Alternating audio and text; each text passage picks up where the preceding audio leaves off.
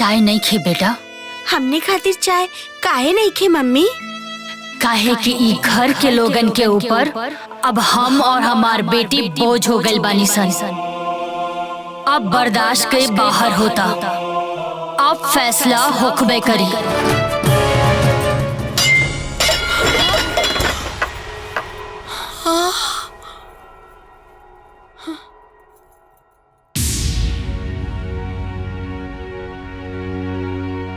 आखिर ई घर में हमरा साथे सौतेला व्यवहार काहे होता?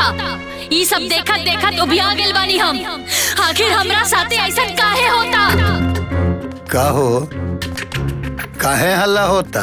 काहे कि हमारे बेटा के मुआला के बाद ई पे लगाम हो गई बड़ी, अपना मन का हो गई बड़ी, कोनो रोक टोक नहीं के इनका पे। अम्मा जी, रवा तो सास है ना, और सास तो माई बराबर हो खेली।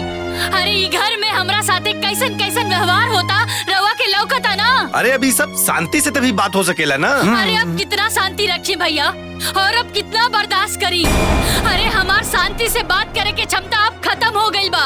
अरे हमार बेटी जब खाना खाए जाता रही सन तो खाना खत्म हो जाला, चाय पिए जाता रही सन तो चाय खत्म हो जाला। अरे हम कहा तानी कि हम स्कूल में नाम लिखावे खातिर का देनी, तो ऐसा लागता कि हम दुश्मन हो गई नहीं। का हमार पति घर के कुछ न रहले, का हम ही घर के पतो ना हई। अरे पतो बन के उतरा रह तू ना, तो तू हमारे सास बनने की कोशिश ना कर तू। रउआ खातिर तो हम हमेशा से गलत ही रहनी। रउआ एक काम काहे नहीं करत, ला के जहर दे दी हमरा के। अरे का हमार और हमारी तीनों बेटिन के ई घर पे कोनो अधिकार नहीं के? ए छुटकी जाय दे, चिल्लो मत। हमरा के आज चिल्लाए पर रउआ लोग मजबूर कैले बानी। अरे पागल ना हई हम, हमरा के सब समझ में आवता। अगर हम और हमार बेटी रउआ लोगन पे बोझ बानी ना, ता कर दी हमनी के अलग, दे दी हमनी के हमार हिस्सा। अरे बाप रे बाप, हाय देखता नीचे हिस्सा मांग दिया। अरे काहे ना मांगी हिस्सा? हाँ, ये घर में बिना खाना पानी से मरने से तो अच्छा बना कि हम अपन अलग बना के खाई। अरे तार बाप दादा है जो कमा के निकल रहा गइल। हमार मरल मरद के हिस्सा के बाल की नहीं, हम माल की नहीं। ए माई, अब अगर ये सब होगी ना तो बहुत शिकायत हुई रे, बहुत बेइज्जती हुई। चुपा जो रे भाई। ए तू चुप रहा। चुप। हाँ। तेरा कहला से हम चुप रही। आय का जाने कौन बात के इनकरा इतना गर्मी बजबा उछाल रहल बड़ी। अरे इनकर कुदलता हम छोड़ाई। दुल्हन चलो बर्तन बांटता। खाली बर्तन है ना, बाहर से लेके अंदर तक, खेत से लेके दुआरी, सब में हिस्सा चाहिए हमरा के। ए दुल्हन, आवेश में गलतिये होला बेटा। रहुआ चुप रही। हमरा कोनो लटर पटर ना चाहिए, कोनो लाग लपेटना चाहिए। सब बताइए अब, खेती बाड़ी घर द्वार सब ई हमार फैसला बा। हमरा मंजूर बा। ए बेटा, एक तो तू अकेला हो गईलू, आ ऊपर से ही घर के बंटवारा। ये बात हमरा तनको बढ़िया नहीं खे लागत। आज केहू के काम ना आवेला। भगवान हमरा के जौने शक्ति देले बड़े ना, वही में तोहनी के खिलाएब, जहाँ रहेम तोहनी के रखेम। तू चिंता मत कर बेटी। बाबूजी, जगह बदलला से समस्या के समाधान ना नु होई, और वैसे भी कौना बेटी के जीवन नैहर में कटल बा। लेकिन बेटिया, जौन घर के लोगन के तोरा प्रति कोनो मोहे नहीं खे, तो उ घर में तू रहबू कैसे? हम ही घर में अपना पति के साथ गृह प्रवेश कैले बानी। अब के हो हमार होखे या ना होखे, बाकी बाबूजी, बाकी ई घर था हमार बा। लेकिन बेटिया, ये तू अकेले लड़ाई लड़बू कैसे?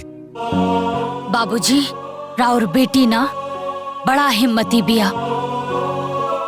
जौना मान और अभिमान के साथ में रवा हमरा के विदा कैले रहनी ना, वह मान और अभिमान के साथ में हम ही घर में रहब। और रहल बात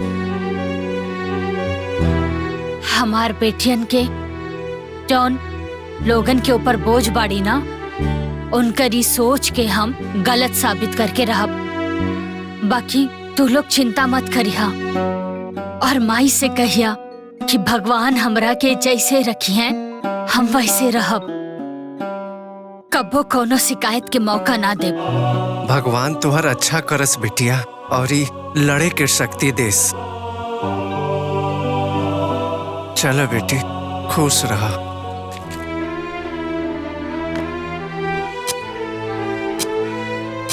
बताओ, बेचारी के मर्द के मरते ही बेचारी के घर वालन अलग कर दिहले। काले हमार मेहरारू कहत रहे के पतोहिया के भर पेट खाना न देताड़ी सा का करताड़ी सही से। बतावा, एक तो अलग का देहले सन, हाँ, ऊपर से तीन गो बेटी। बेचारी कैसे जियत पिया। हाँ, भगवान ही मालिक बाड़े। चला अपन काम करी भैया।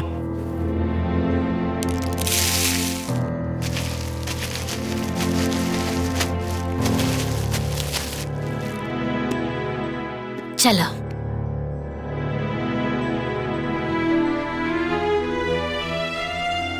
तू दोनों जने आराम से रहिया, हम जल्दी आ जाए। Bye bye. ये होला जब अपने पे पड़ेला ना, तबे इंसान के घर से बाहर निकले पड़ेला। सही कहत बाड़ू दीदी, मजबूरी कुछ भी करावेला। कुछ भी कहा, एकर घर वाला बड़ा निर्दयी बाड़ा सन। सही कहा तू दीदी, ऐसा न हो तो बेटा के मरते पतों के साथ ऐसा दुर्गति करतन। ना जाने कैसे पोसाई दूठे बच्चा। बेचारी की दुर्गति है। कैसे जीवन बीती। चला अच्छा हम जाते। चला हम चलत। अरे माई रे माई, अरे बड़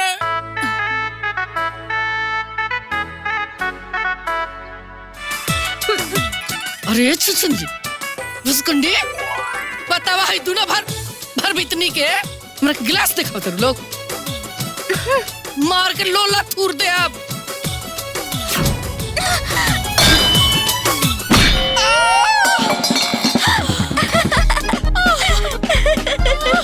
जैसे करनी वैसे भरनी। सर अंदर आ जाए। आइए, बोलिए। नमस्ते सर जी। नमस्ते जी, बोलिए। जी, हमरा के काम चाहिए। यही एक बच्ची है आपकी? ना सर जी, इनकरा से भी दुगो बड़ बाड़ी सन। अच्छा, आप कितनी पढ़ी लिखी हो? सर जी, हम 10वीं पास बानी। देखिए, हमारे यहाँ नर्स की तो कोई जगह नहीं है, क्लीनिंग स्टाफ की रिक्वायरमेंट है। सर जी, हमरा के तो बस काम चाहिए, रवा बस हमरा के काम दे दी। आप एक लेटर लिखकर आधार कार्ड जमा करवा दीजिए और नौकरी ज्वाइन कर लीजिए। बहुत बहुत धन्यवाद सर जी, बहुत बहुत धन्यवाद। ठीक है, आप जा सकती हो। मैडम जी, हम अंदर आ सकेंगे का? आइए। नमस्ते मैडम जी।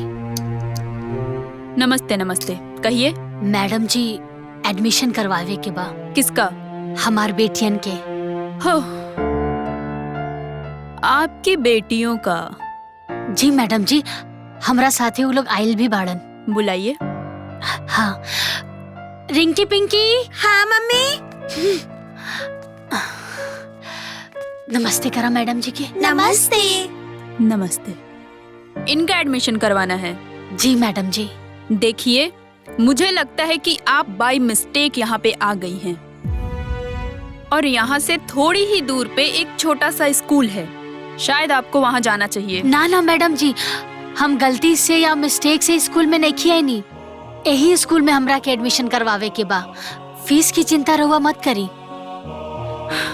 देखिए, आप समझ नहीं रही हैं, यहाँ फीस की कोई बात नहीं है, बट यहाँ पे जितने भी बच्चे पढ़ते हैं उन लोगों का एक स्टैंडर्ड होता है,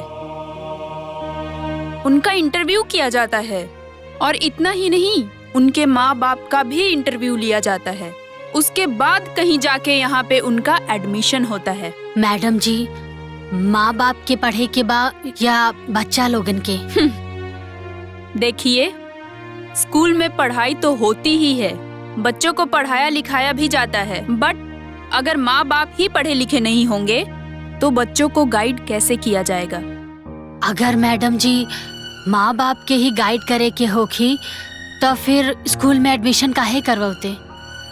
ये सब आपको समझ में नहीं आएगा। आप ऐसा करिए, किस क्लास में एडमिशन करवाना है ये बताइए पहले। मैडम जी, 3री कक्षा में। 3 में? देखिए, मुझे लगता है कि अभी इनको 2 साल तक UKG और LKG में ही पढ़ना चाहिए। मैडम जी, अगर रउआ के हमार बेटियन पे भरोसा नहीं की त रउआ अपना स्कूल के तीसरी कक्षा के कोनो भी बच्चा के बुला के हमार बेटी सन के साथ कंपटीशन करवा ली।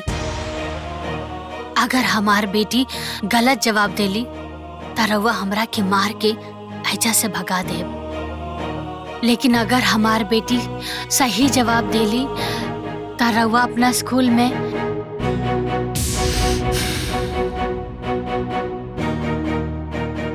कुलदीप जी। जी madam. Yes ma'am. 3rd class के एक बच्चे को भेजिए यहाँ पे। जी।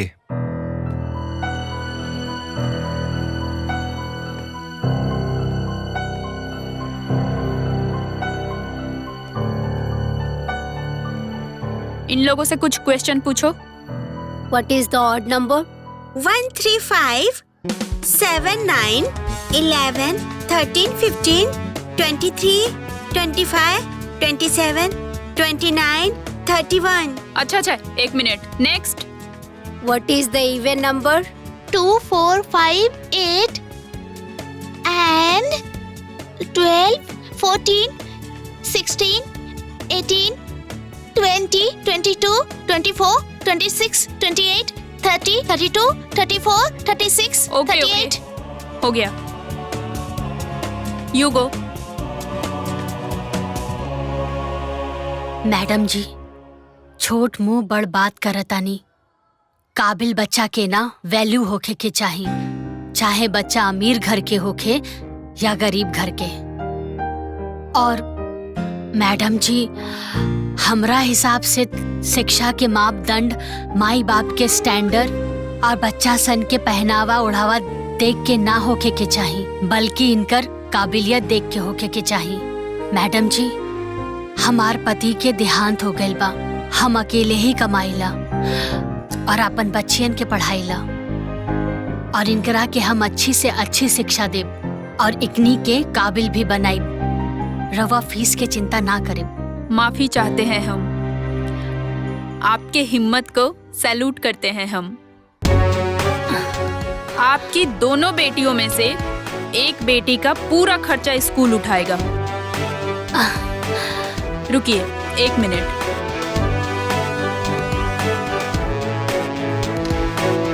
ये लीजिए, अपने दोनों बेटियों का एडमिशन करवा लीजिए।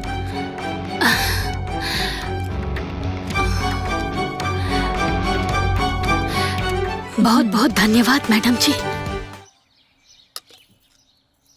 मम्मी, रोटी में तो घी लागल बा, तो दाल में काहे?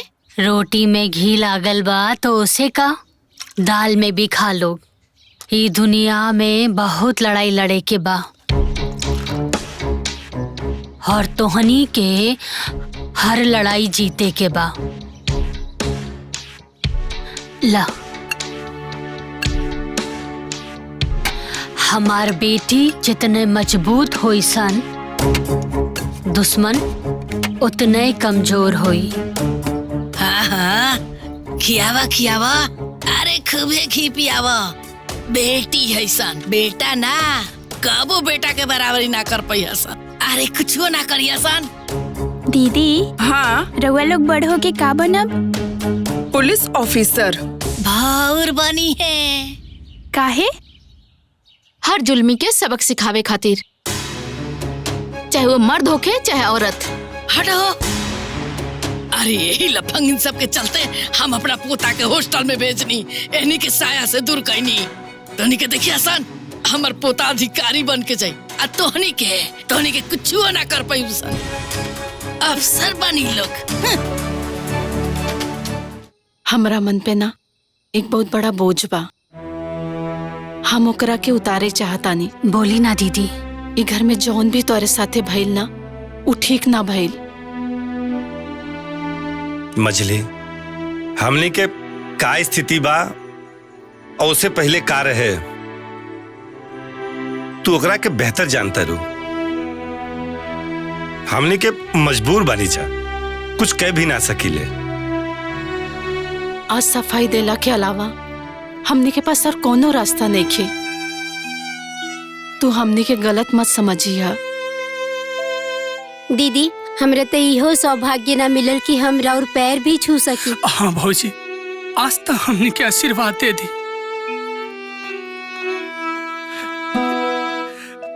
खुश रहा लोगिन। भगवान आज तो हर दुख दूर कर दिए ले। भले हमनी के दूर रहनी सन, बाकी देख के हमेशा मन खुश होला।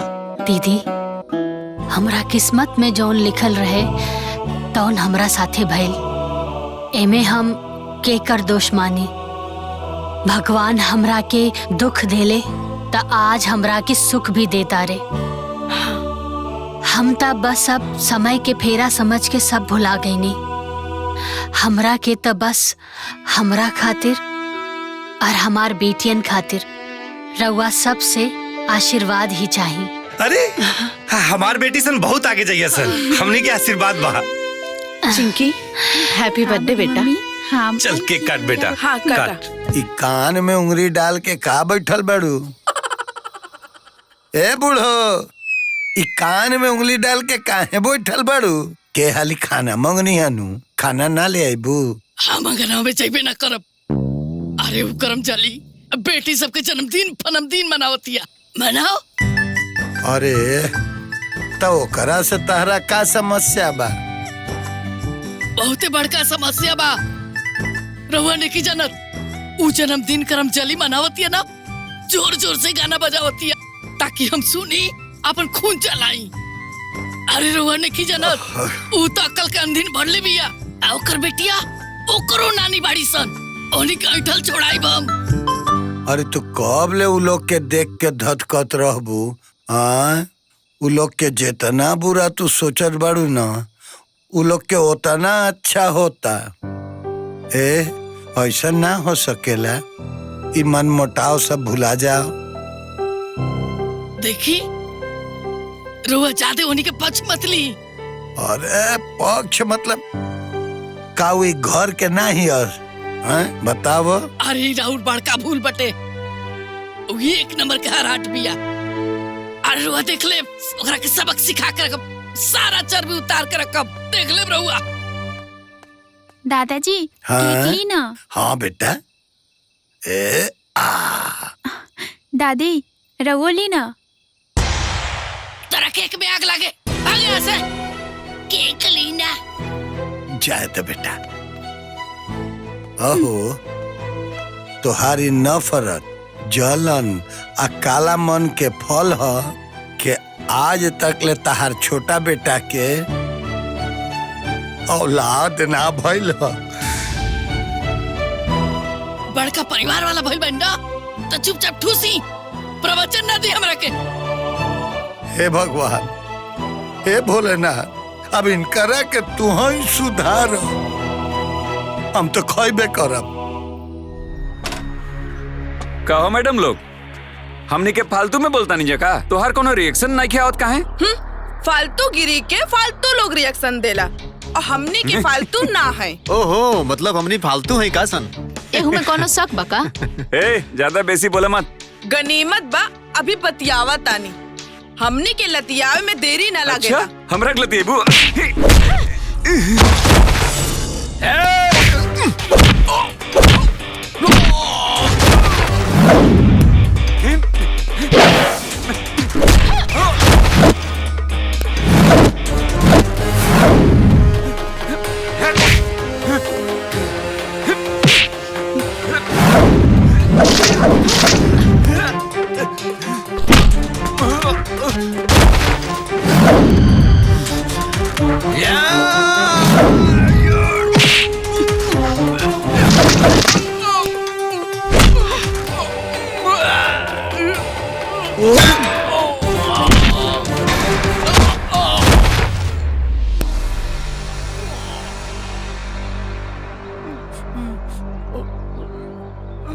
जाके अपने बाप से कही है लोग कि लड़की के छेड़ला पर लात खा के आयल पानी। चला दीदी।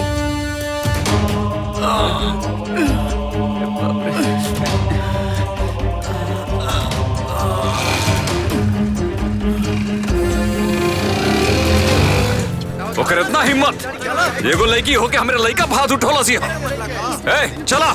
देख लिहल जाई ओके। ओकर इतना हिम्मत हो गइल बा, वो एगो लड़की हो के हमरा लड़का के मरला सिया।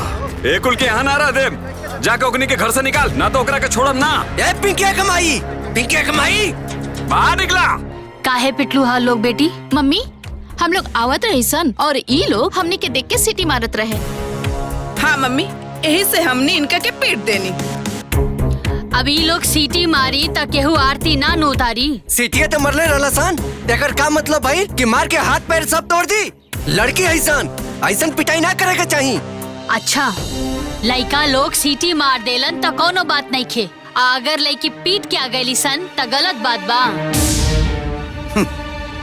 अरे सारा संस्कारिक होके के ठेका खाली लड़की लोगन के बा, सारा अदब खाली लड़किया लोगन के पास होके के चाही। अरे लड़का लोगन के सही होखला के तो कोनो जरूरते नहीं खे।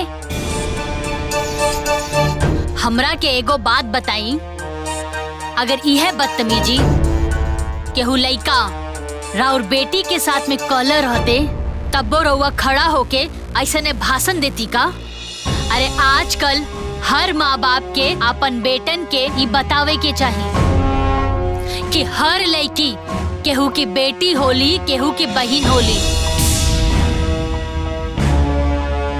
पर हमरा के ई नहीं के समझ में आवत कि सबके सोच सड़ काहे गइल बा, सबके विचार आंधर काहे हो गइल बा, सबके संस्कार मर काहे गइल बा। अरे देखली है लोग, बिना बाप वाला बेटी और बाप वाला बेटा के संस्कार में कितना फर्क बा। और सुन ली लोग, हम अपना बेटी से पहले ही कहले बानी, अगर तोहरा के केहू मार के आवे तो ओकरा के मार के अइहा, और अगर तोहरा के केहू रुआवे तो ओकरा के रुआ के अइहा। अरे जितना रउआ लोग के अपन बेटा पे गुमान होई ना, उसे 100 गुना ज्यादा हमके हमार बेटी पे अभिमान बा।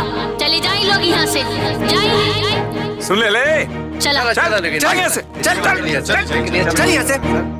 अम्मा जी बहुत साल बाद ना ई घर में किलकारी गूंजई वाला बा।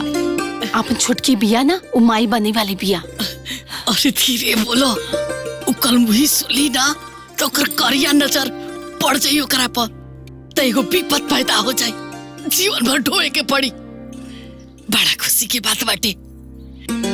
ए शहीद, शहीद, अरे बुआ। हाँ माई। दुल्हन ठीक बाड़ी नू? हाँ माई ठीक बिया। हे बेटा, पता चलल बा मिर्चिया वाला बाबा के बारे में। उ कहता मिर्ची पढ़ के देवेला ना तब बेटा पैदा होकेला। ए बेटा, तू हमारा के ले चल बे उनका पास। माई तो फिर से शुरू हो गई ले। अरे जौन हम करत है ना उ करे दे, हमरा से बेसी ज्ञान बतुरा। हमरा के सिखावता, अंडा सिखावे बच्चा के, बोल बच्चा चई चई। ए बेटा ले चलते हमरा के। ठीक बा।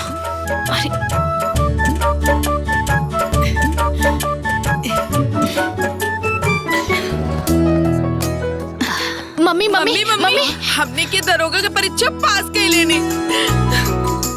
मतलब तू लोग दरोगा बन गई लो? ना मम्मी, अभी आधा। ई आधा का होला? मम्मी अभी रिटन पास कैले बानी, एकरा बाद फिजिकल पास करे के होई, और फिजिकल पास कैला के बाद दरोगा के नौकरी पक्का। और हमने के पुलिस ऑफिसर, और रउआ पुलिस ऑफिसर के माई के मम्मी। बिटिया, फिजिकल परीक्षा पास कईल इतना आसान नहीं थे, बड़ी मेहनत करे के पड़ेला। का आसान होला काका? हमने के फिजिकल पास करे खातिर जितना मेहनत करे के पड़ी हम करब, और अपने मम्मी के हर सपना पूरा करब सन। हे भगवान, अब यह दिन देखे के बाकी रह गए रे हमरा के। राम राम राम राम। मन बढ़ू माई के मन बढ़ू बेटी, डुबा दलो खानदान के नाम। रिंकी पिंकी, दुश्मन के चेहरा पर कालिक पोते के बाद तू लोग आगे बढ़ा, हम तोहनी के साथे बानी। दौड़ा लोग। आज हमने के दरोगा के फिजिकल बा, हमने के आशीर्वाद दी मम्मी।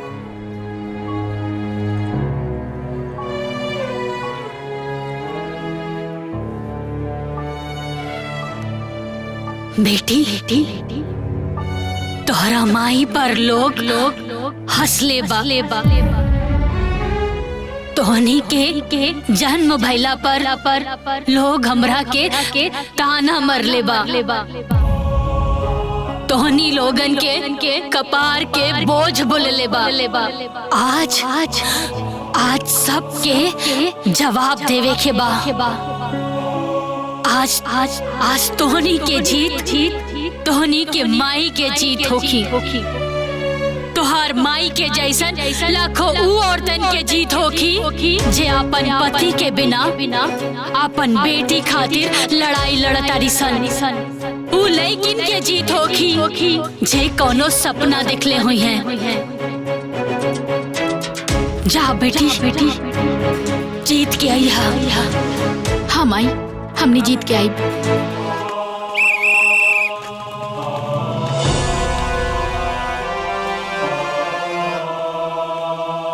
बधाई हो, आप दोनों ने टॉप किया है।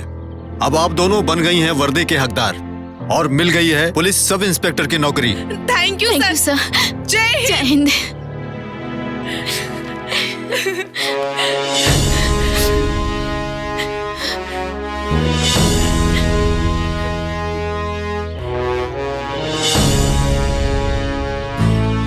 आप क्यों ना बोली कि बेटी बोझ होली सन। अरे हमार मेहनत, हमार तपस्या सब सफल हो गई। अरे हमार बेटी तब बेटा लोगन से भी आगे निकल गई, बेटा से भी आगे निकल गई। आवा मम्मी।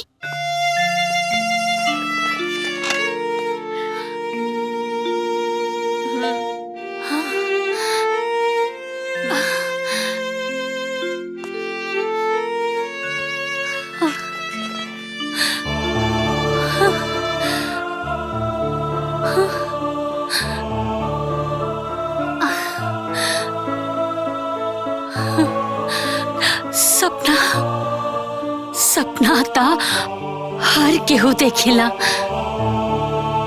बाकी सपना ता किस्मत वाला के पूरा होखेला। और वो किस्मत वाला हम बानी। मिलिट्री जैसा परेड सलामी दे। वन फोटो प्लीज।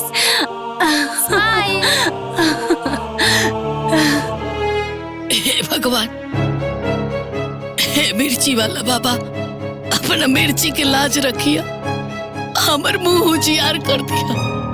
एक तो इतने साल के बाद बच्चा होके वाला बा, हमरा घर में बेटा दे दिया भगवान। जय भगवान।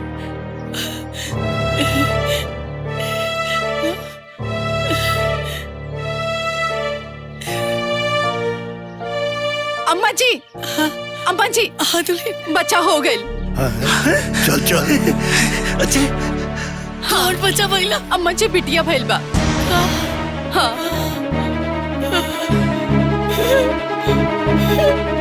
अरे बाप रे बाप, अरे हमारे खानदान के भागे खराब है दादा।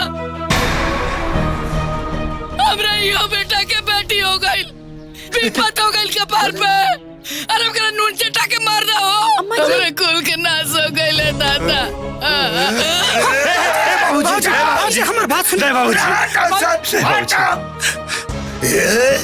कमीनी अनपढ़ गवार गोबर औरत अब ते लड़की के रागल पे हैं? भाई देख हमरा दोनों पोती सन तोरा मुंह करिया के हमरा खानदान के नाम रोशन कर देली। और देख हाथ जोड़ता नहीं बाबूजी। हमने के समझा बाबूजी, माई के हमने के समझा बाबूजी। बाबूजी समझावा बुद्धिहीन गोबर औरत के समझावा। बाबूजी हम हाथ जोड़ते हैं। ए माही, अरे आज पूरा गांव जवार तोरा पोती पर नाच करता। अब तेरा बहनो बेटा बेटी के परपन में पड़ल बारे। अरे आज ओकनी के वजह से पूरे गांव जवार के सीना चौड़ा हो गइल बा रे माई, चौड़ा हो गइल बा। माई का ओकनी से शान के सम्मान ना मिली? और माई इतने ना, जब हमने के गांव में चलम जाना तो सीना चौड़ा करके चलब जा कि वो हमने घर के बेटी ही है। ए भाई, एक बात ते सोच के बता, आखिर तेहू तो केहू के बिटिया होके न?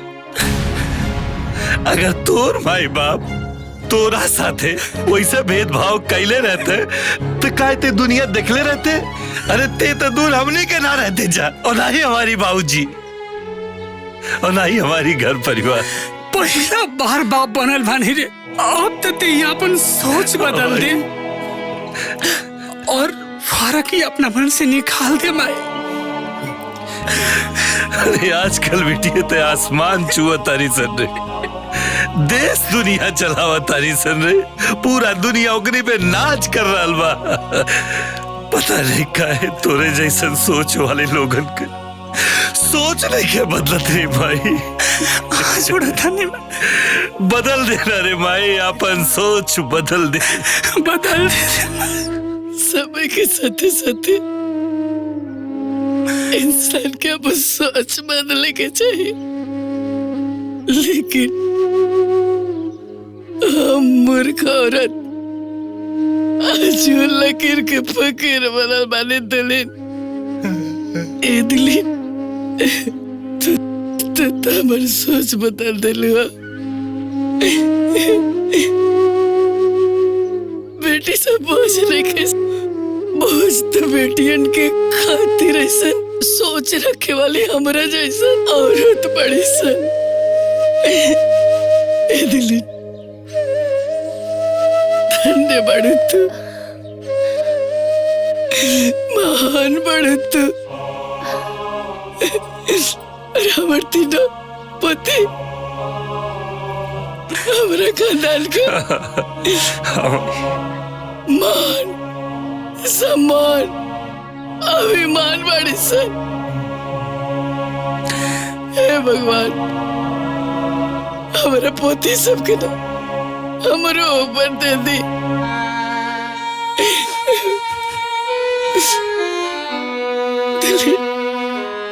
हमरा के माफ कर दे। अम्मा जी, ऐसा मत कहीं। रवा रवा हमरा से माफी मत मांगी।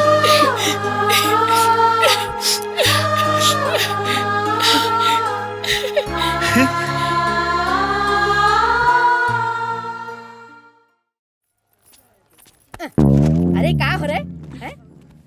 अरे बनचरे हो गल का बड़ू हैं? यहाँ पूजा करे कम, अब बस सेल्फी डेल्फी लेवे खातिर आ जात बाड़ू हैं? दादी माँ जाई ना अपन काम करी। ए जौन पड़ा का मारब ना तो हार जो टेढ़ा मुंह हो ना सीधा हो जाए। अरे चल, जाने कहाँ से आ जल इंसान।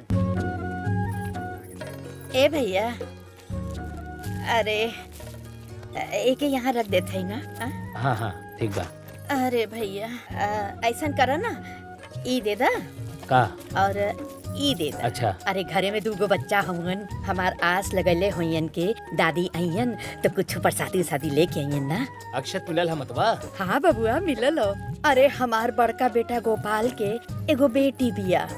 अरे मैया रानी अगर सुन लेस तो हमरो बेटा भी पंच बराबर हो जाई। आज के जमाना में बेटा से बढ़ के बेटी होली। अरे आग लगे जमाना के हैं?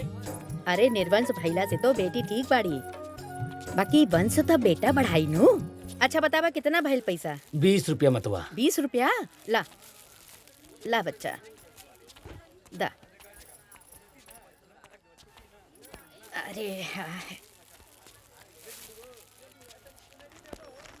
ई हई सवारो दादी, इनकर मन में ममता ठूस ठूस के भरल बा, बाकी खाली बेटा सन खातिर। जब देखा तब खाली हाय बेटा हाय बेटा। इनकर 2 बेटा बाड़े। तो लोग यहाँ खाली दिहाड़ी पूरा कराया हुआ। अरे काम करा काम। ई बाड़े इनकर छोट बेटा, मनरेगा में सुपरवाइजर बाड़े, नाम बा बच्चू। अरे तू लोग ना बतावा, सवेरे से खाली एक बित्ता काम भैल हो, वहाँ तक संजाले न भैल ना तो लोग के बताओ थे हम हैं? अगर शाम तक पूरा काम ना किया तू लोग तो सबका एब्सेंटी लगी, प्रधान जी का आदेश हो। और ई बाड़े सवारो दादी के बड़ बेटा गोपाल, इनकर ही वंश बढ़ावे खातिर दादी तड़प रहल बाड़ी, काहे कि गोपाल के सिर्फ एगो बेटी बिया। हाँ भैया आ गेला।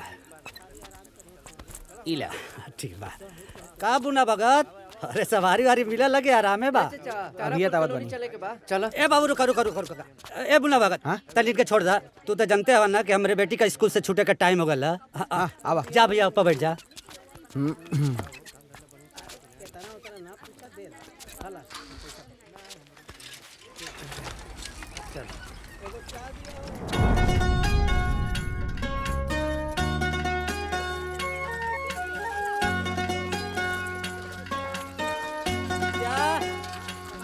विद्या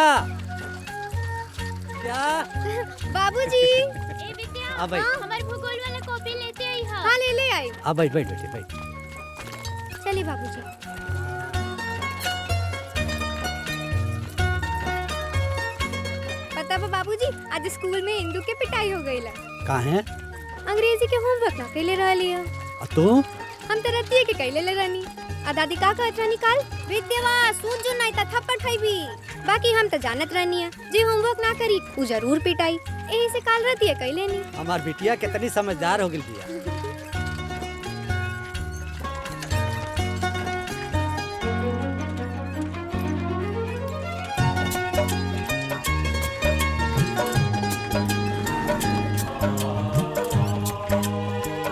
विद्या देख तोरे खातिर नया टिफिन ले आइल बनी अरे वाह बाबूजी ई तो पहल का टिफिन से भी बड़का बा जानबूझ के लिए नहीं ना बड़ा ताकि रोटी और तरकारी दोनों अलग अलग लेके आइबे अच्छा ये बात हमरा के अब समझ में आइल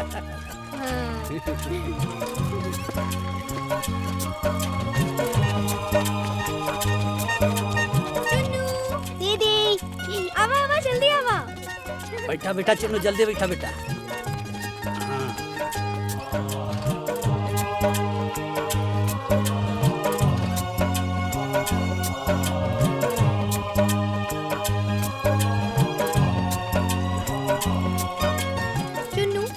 अपन टिफिन रख ले पापा हमके ना नया टिफिन किन दे ले अच्छा हाँ देख नीला बा निबन बा ना हाँ दीदी बाबू तोरो के नया किन दी ना बड़का पापा अभी हमार ठीक बा दीदी कल मम्मी हमरा से पूछत रहे कि टिफिनिया केने बारे तो हम कह देनी कि स्कूल में छूट गइल बा अच्छा तबे वो कहत रहनी है कि ना मिली तो तबड़ा तबड़क मारब हाँ दीदी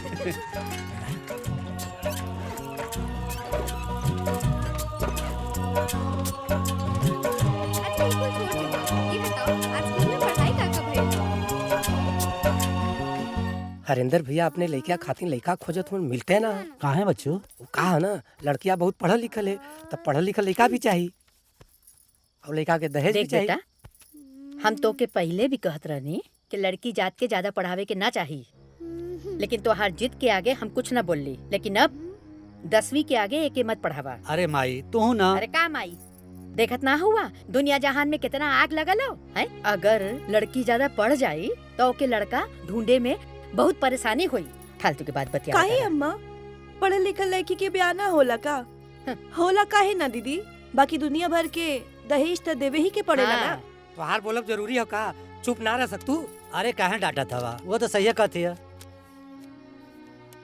चार लोग जब बतियावे ना तब बीच में ना बोलल जाला बुझलू हम अपने लड़की के ऐसा बना दे इतना लायक बना दे क्योंकि पढ़ाई लिखाई रंग रूप देख के ना लोग टप से तैयार हो जाए ब्याह खातिर जमाना बदलत हमारे कहो बच्चू ठीक कहत हुआ भैया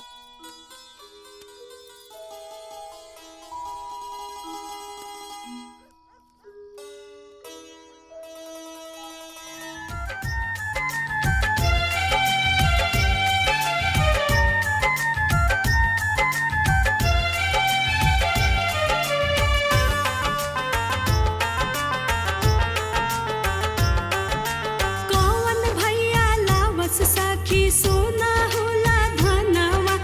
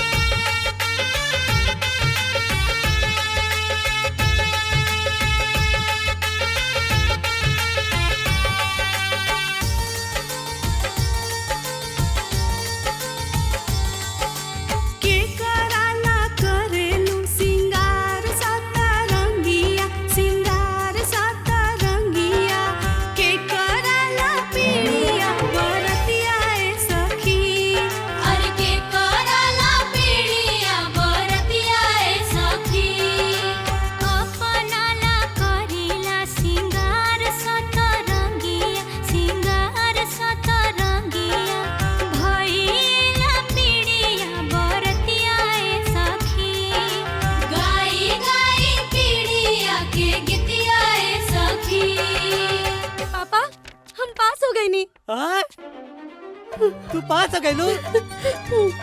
अरे ये बूढ़ा भगत, आज देखा हमारी बेटी पास हो गई। भैया हमारी बेटी पास हो गई। अरे वाह, प्रणाम चाचा। खुश रह। ए अशोक भैया, हमारी बेटी पास हो गई लो। बड़ी खुशी की बात है। ए तपेश्वर बाबू, हमारी बेटी पास हो गई। ला बेटी। ए रामू भैया, हमारी बेटी पास हो गई लो।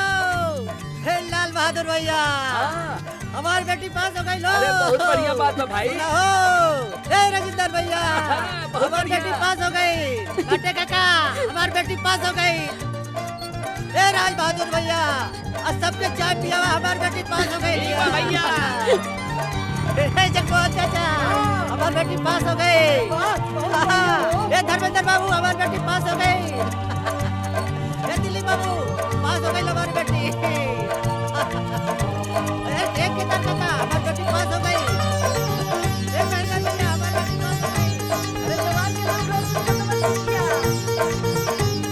अरे भाई, आज हम बहुत खुश हैं। जल्दी से रसिया पूरी बनवाओ और पूरा गांव में बंटवाओ, सबके खिलाओ। ए विद्या कमाई भइल का हो बेटा?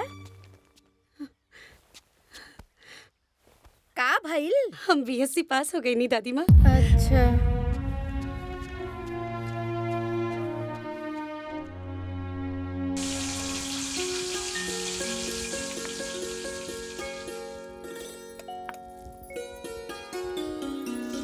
एगो दे बेटी।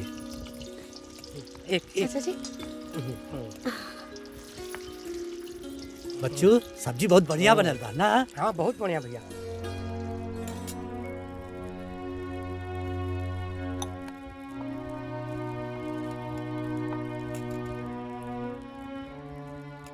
माई, का भइल? धीरे धीरे खात बाड़ू, अच्छा ना बनल का? ए बाबू, हम एक के हाली सब बोलब और तू लोगन के जौन जौन बोले के हो तो पहले बोल दा। अरे माई, केहू कुछ ना बोली, बोला जौन तो के बोले को हो। हाँ तो अब पढ़ाई लिखाई बहुत हो गलो। अब विद्या के बियाह खातिर लड़का देखल शुरू कर दा। अरे हमनी धनपत सेठ की तरह इतना बड़ा धनवान ना है कि लड़का खरीद लियल जाई। हाँ, जौन कहतानी साच कहतानी। अरे माई, हमार बेटी जौन पढ़ाई कैले है ना, हाउ कागज कागजा मिलेला का कहल जाला? अरे सर्टिफिकेट। हाँ सर्टिफिकेट। आ जेकरा लगे रखम ना, सब चिल्ला चिल्ला के कहे कि हम बियाह करब, हम बियाह करब। अरे भगवान करे ऐसन हो। हाँ? लेकिन जमाना में आग लगल हो बाबू। लड़का खोजत खोजत चप्पल घिस जाला। हाँ, हम तो कहत हई ढूंढल शुरू कर दा तू। माँ जी एकदम सही कहा तानी। अब्बे से लड़का खोजब तब 2-4 साल में मिली। खोजा लड़का। अच्छा तो तू बोले लगलू। अरे हमरे बेटी का बियाह यूं है यूं।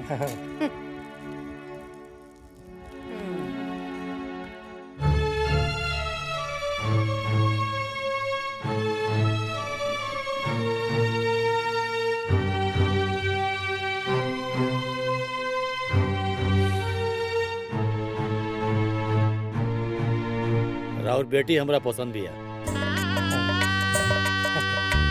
जयवीर जी, हाई फोटो ले जाके अपना माइक दे देता जी, वो देख ले। लिए आप लोग? अरे नानी आप नहीं। अरे आप नहीं, आप लिए।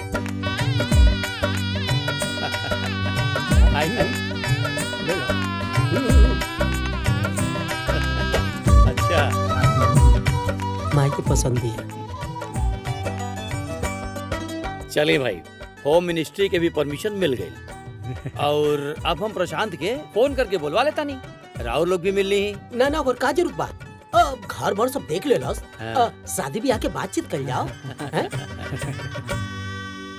देखिए भाई, हमरा बेटवा के अब ही जन कल्याण बैंक में प्यून के जॉब लागल बा।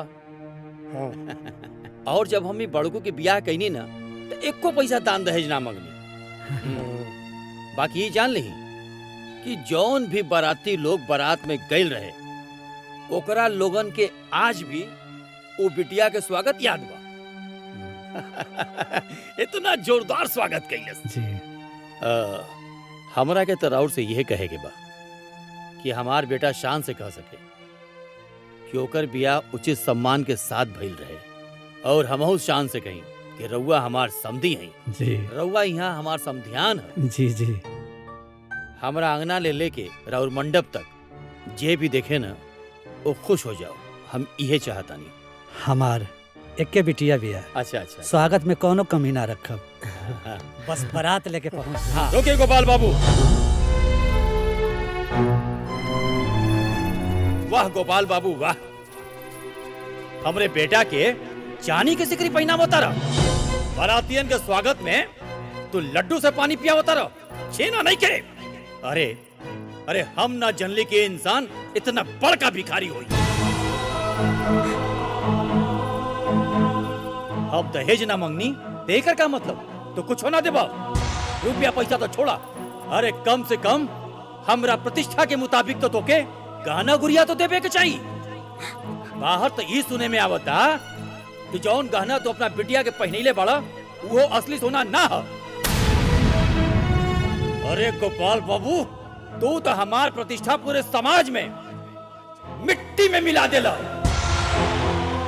तुहार बिटिया कितना सुंदर बिया, ओकरा के कितना नंबर मिलल बा, ओकर कोनो वैल्यू नहीं खे। वैल्यू मतलब जाने ला? वैल्यू मतलब समाज में प्रतिष्ठा चाहिए। जाना तारा पतो तो कैसनो चल जाई। बाकी लोग का देखेला? दान देखेला, दहेज देखेला। अरे जब तुहारा औकात ना रहल तो काहे हमरे दुआरी पर अइला?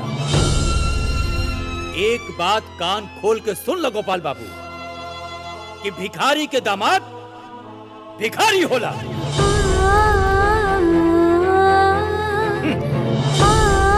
भिखारी बाप, भिखारी परिवार, भिखारी समाज।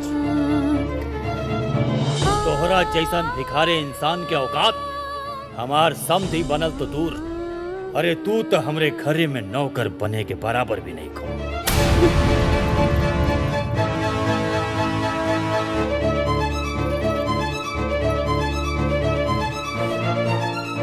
चल चलो जल्दी चल। समधी भाई रुकिए। अरे छोड़ा नहीं सब रोवे धोएगा ड्रामा। समधी भाई धोखेबाज कहेगा। समधी भाई हमारी बेटी की जिंदगी बर्बाद हो जाए। समधी भाई चल बैठ गाड़ी में। समधी भाई रुक बैठ गाड़ी में जल्दी। बेटी की जिंदगी बर्बाद हो जाए। इस आदमी बात छोड़ी समधी भाई। चल ड्राइवर।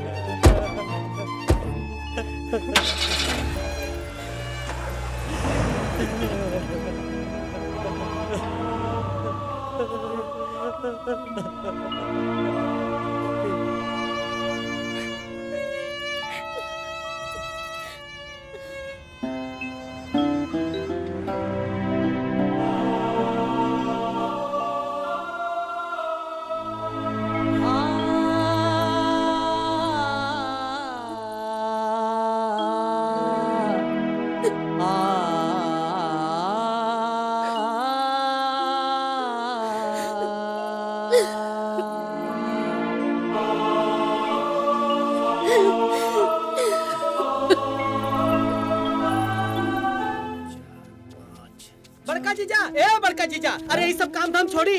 अरे एगो हम बहुत बढ़िया खुशखबरी लेके आयल बानी। अरे का खुशखबरी है? अरे सुनबो तो मन खुश हो जाई। अरे महाराज बताइए कर बा।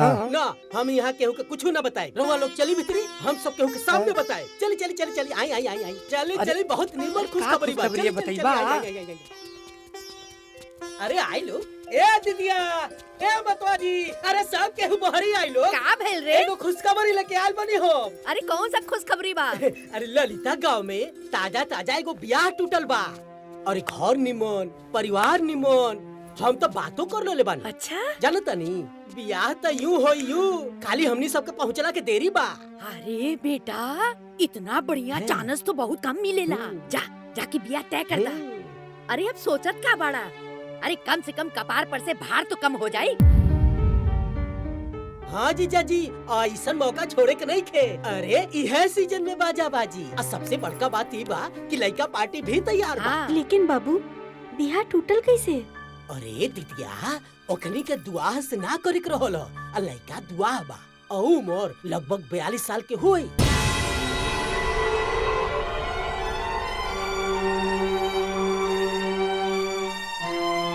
42 साल के दुआ से हम अपने बेटी का बियाह ना करब।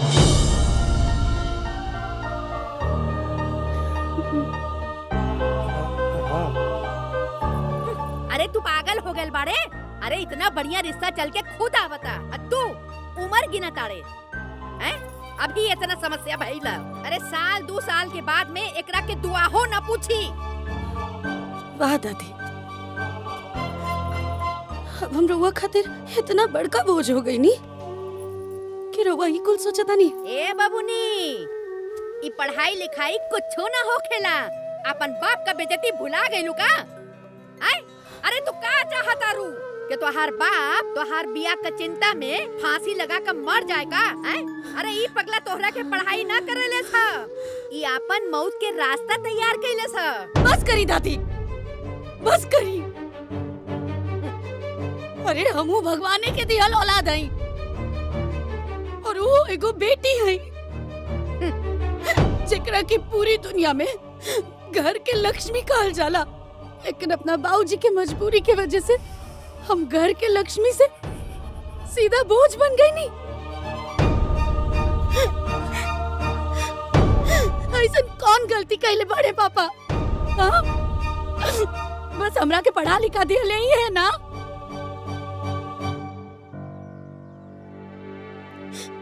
ये बाकी उनके सजा मिल रहा बा ना, इस समाज से, घर से, रहुआ से।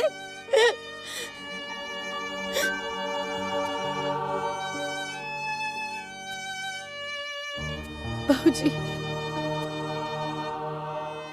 रहुआ हमेशा दुनिया के परवाह कैले बिना हमरा के पढ़ौनी लिखौनी यहाँ तक पहुँचौनी। अरे इतना तक क्यों पिता अपना बेटा खातिर भी ना करे जितना रहुआ अपना बेटी खातिर कहनी। बस एक बेर और भरोसा करी पापा, एक बेर और। बस हमके एक मौका चाहिए। हम आगे पढ़ल चाहता नहीं पापा, हम पढ़ लिख के इतना सक्षम बनल चाहता नहीं, इतना सक्षम बनल चाहता नहीं कि सब लोग के बताई। अगर हमारे बाबूजी बचपन से लेके आज ले हमारे दहेज इकट्ठा कैला के बजाय हमरा के शिक्षित बनौले तो वो बहुत सही कैले। हम इतना काबिल बनल चाहता नहीं बाबूजी कि हमारे बाबूजी के दूल्हा खोजे खातिर दूसरे लोग के पास जाने की जरूरत ना पड़े। दुनिया भर के लोग रिश्ता लेके हमारे बाबूजी के द्वार पर आए। बस इतना ही सक्षम बने के बाप के।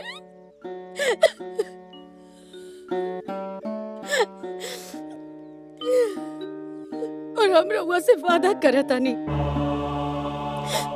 हमरा वजह से जे केहू भी रउआ की बेइज्जत कैले बा, हमके पढ़ौला के वजह से जे केहू भी रउआ के हीन समझ ले बा, उस सब लोग के सामने रउआ फक्र से कहब कि हमार बेटी हमार शान ही है।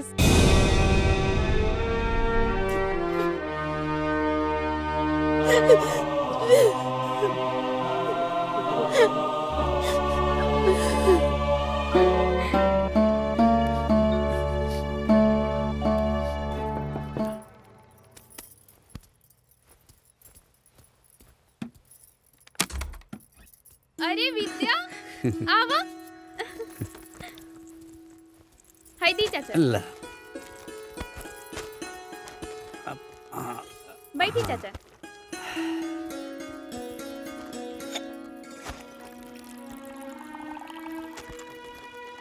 नहीं चाचा जी। दा बेटा।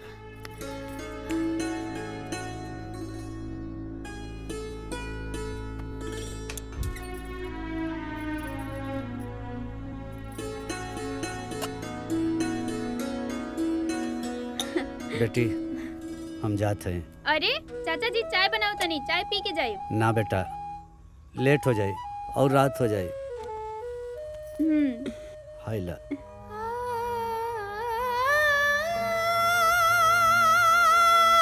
भाऊजी, रउआ हमार चिंता मत करो। अरे चिंता तो बेटी के कल जाला, तू तो हमार बेटा हुए। बेटी हमके दुनिया का परवाह न तब रहे ना अब है। हमके सिर्फ तोरा पे भरोसा है। ते छोट मोट काम करबे ना सब भुला जाए। तो के ऐसन काम करे के है, ऐसन काम करे के है कि मिसाल बन जाए। काहे कि तोरा साथे करोड़ों बेटियन का भाग जुड़ल बा। जौन बाप हमने नियन गरीब होई, तोरा साथे करोड़ों बाप का इज्जत जुड़ल बा। जे हमने नियर बेइज्जत भइल होई, तो के करोड़ों माई के आंसू पोछे के बा। जे अपना बेटी की बियाह के चिंता में रात दिन रोवत होई।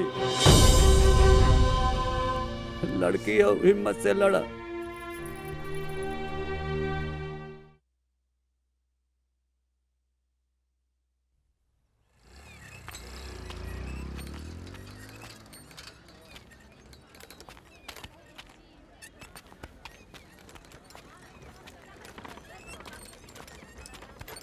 हाँ सर, हम यहाँ पे पहुँच गए हैं। अभी थोड़ी देर में वो आने वाली हैं।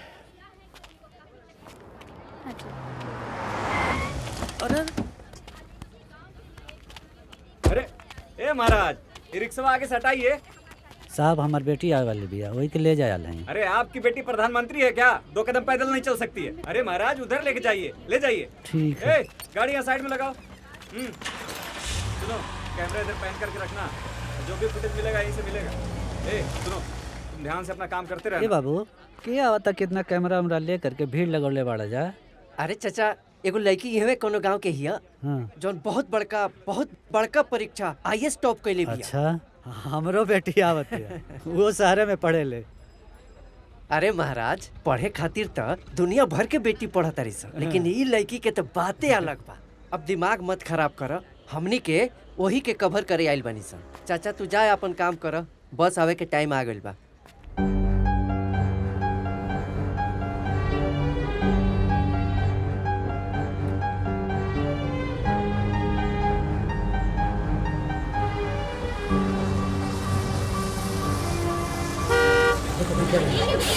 हाँ चलो चलो चलो जल्दी चलो जल्दी चलो।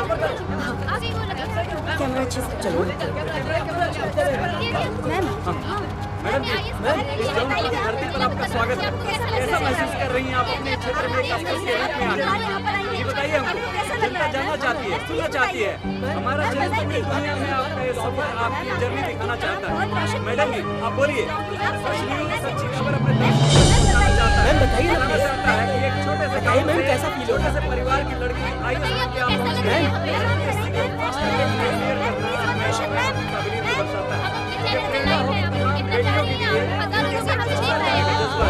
बताइए मैडम, कैसा रहा आपका सफर?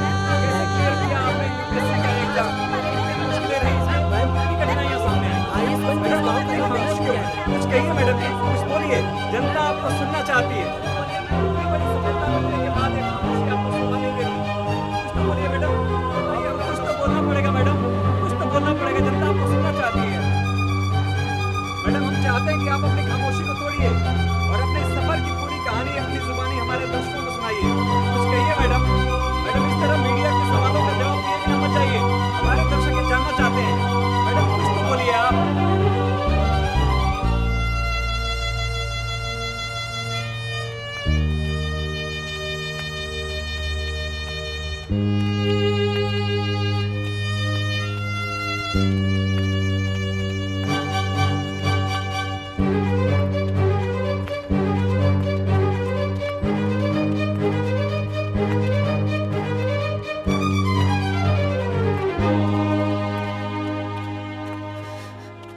प्रणाम बाबूजी।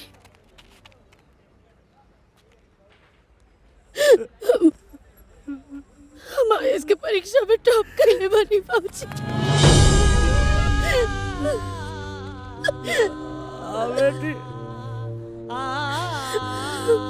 बेटा अब हम रिक्शा पर बैठा के झूम झूम के चलाई बात। चला अब ना बाबूजी, बचपन से आज ले हम जब भी पास बहनी तब रहुआ हमरा के रिक्शा पे बैठा के घुमौनी, लेकिन आज हम ना। आज रवा पास भइल बानी बाबूजी। आज हम ये पूरा दुनिया के बताई कि हम राहुल बेटी है। एगो रिक्शा वाला के आईएएस बेटी। आई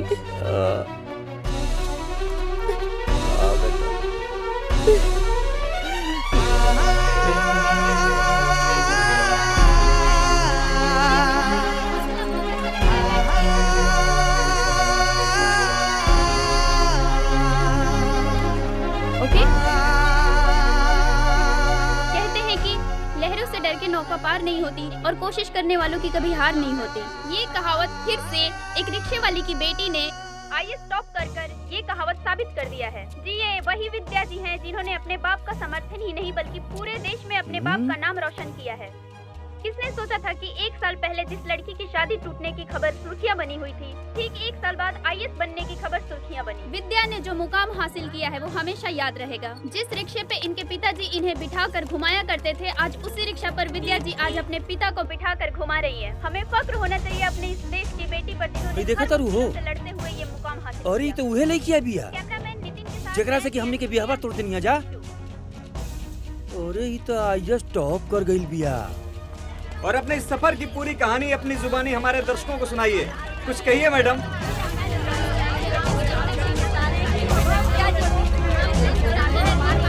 अरे विद्या बिटिया रिक्शा चलाती है।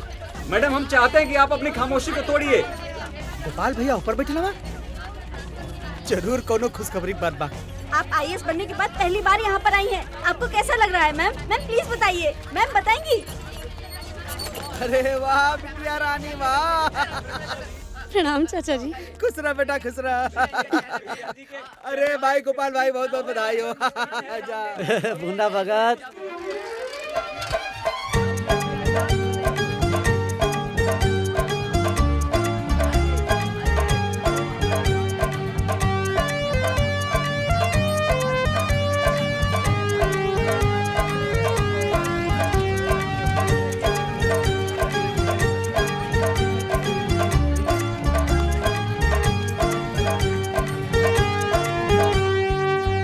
आप इन्हें जानते हैं? जानते नहीं पहचानते भी हैं। अरे हमारी बिटिया है गोपाल भैया, इसी की ब्याह खोजते खोजते उनका चप्पलवा खिया गया था। हाँ। अच्छा। और जिन लोगों ने रिश्ता तोड़ा है ना, आज उनके मुख पे काली पोती मारी बिटिया ने। और जब स्कूल जा रही थी कॉलेज, हमारा सिनेमा चौड़ा होके बम बम हो गया था कि हमारी बिटिया है।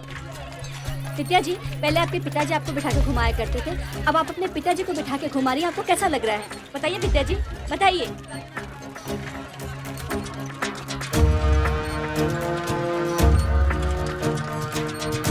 अच्छा यह लड़के बिया बहुत बढ़िया भइल का बारात वापस लौट गई।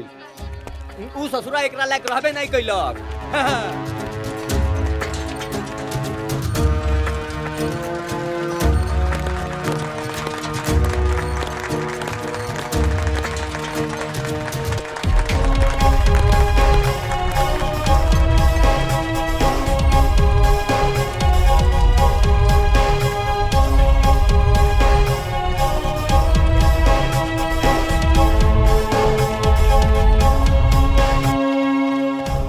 भाई रिक्शा वाले की बेटी तक कमाल कर गई।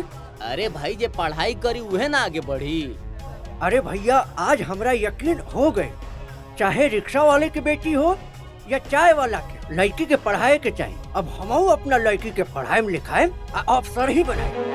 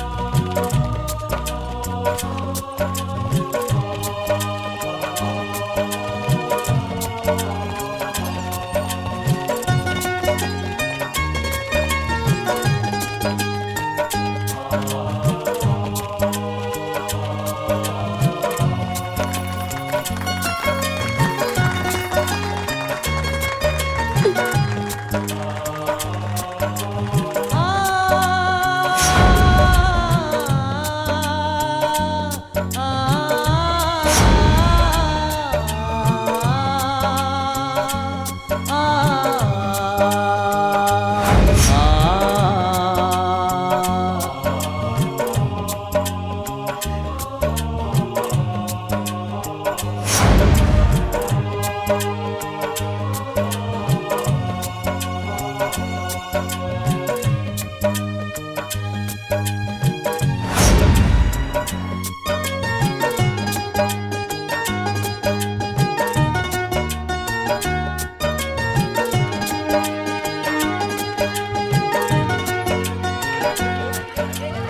स्टॉप करो यहाँ। पहली बार अपने जिला में कदम रख के आपको कैसा लग रहा है? शुक्रिया जी, आपको पूरा देश देख रहा है। आप अपने गांव वालों को, अपने देश वालों को क्या कहना चाहते हैं? अरे भैया, मार्कशीट और सर्टिफिकेट के वैल्यू जानी ना, जे देखी उस सरवन के औकाते ना रहे एकरा से बियाह करे के।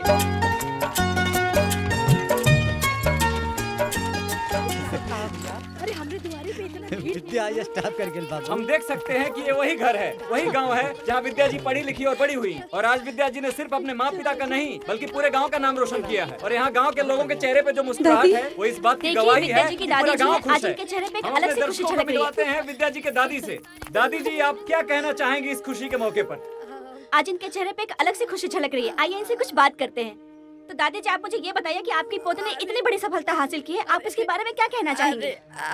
अरे ये सब तो ठीक हो, बस एक उम्मीद बा कि हमार बिटिया रानी का बियाह अच्छे घर में हो जाए। आपकी बेटी ने आईएएस टॉप किया है, तो आपको शादी के बारे में क्या अरे सोचना है? जब लड़की सियान हो जाए तो ओकर सही समय पर बियाह हो जाए तो बहुत अच्छा रहला।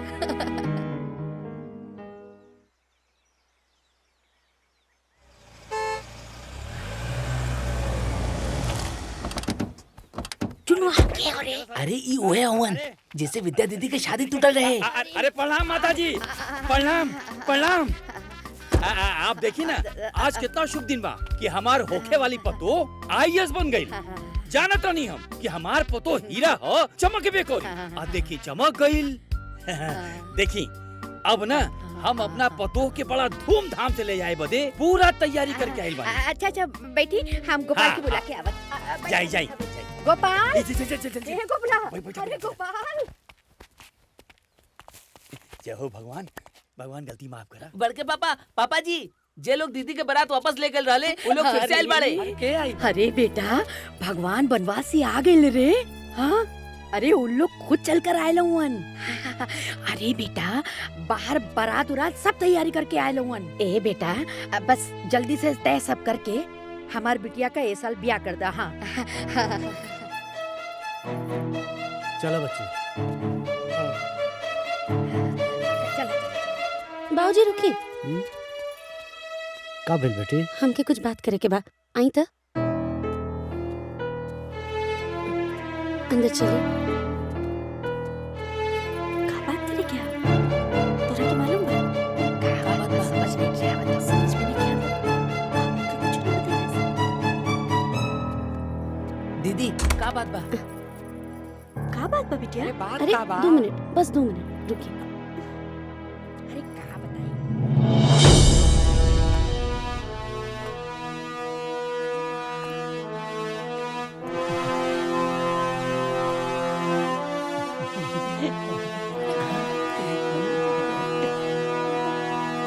ए चुन्नू सुनो।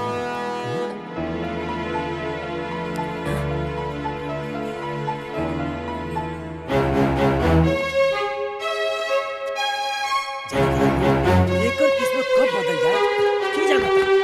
किस्मत वाले की मर्जी